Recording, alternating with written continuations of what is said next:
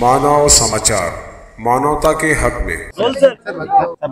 माँ जिजाऊच्या जन्मस्थानी दर्शन घेण्यासाठी आम्ही आलो आहेत। हे राज्याभिषेकाचं 350 वर्ष आहे। शासनाच्या वतीने विविध कार्यक्रमाचं आयोजन करण्यात आलं। त्यापैकी एक महत्त्वाचा कार्यक्रम म्हणजे 12 पोस्ट तिकीटच्या अनावरणाचा कार्यक्रम होता। त्यापैकी आज माँ जिजाऊच्या डाक तिकिटाचं अनावरणही आहे आणि यासोबतच सिंदखेड राजा या ठिकाणच्या परिसराचा विकास या कार्यक्रमासाठी 9 तारखेला माननीय अजितदादांनी एक बैठक आयोजित केली होती आणि त्या दृष्टीने हा सिंदखेड राजा विकास आराखड्याला मान्यता देण्याच्या दृष्टीने या ठिकाणी या सर्व लोकांशी चर्चा करण्यासाठी आज आलो आहे।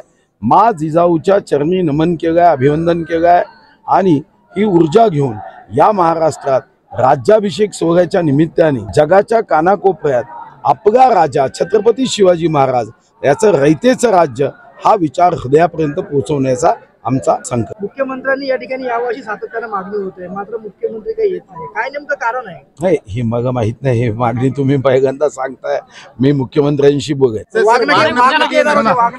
वाघनखे येत आहे। शहरवासीची अनेक वर्षापासून इथली पूजा मुख्यमंत्र्यांच्या हस्ते होईल अशी मागणी आहे। सांगितलं मी तेच म्हणतो। वाघनखे एप्रिल मे मध्ये येणार। ब्रिटन सरकारने परवानगी दिली आहे।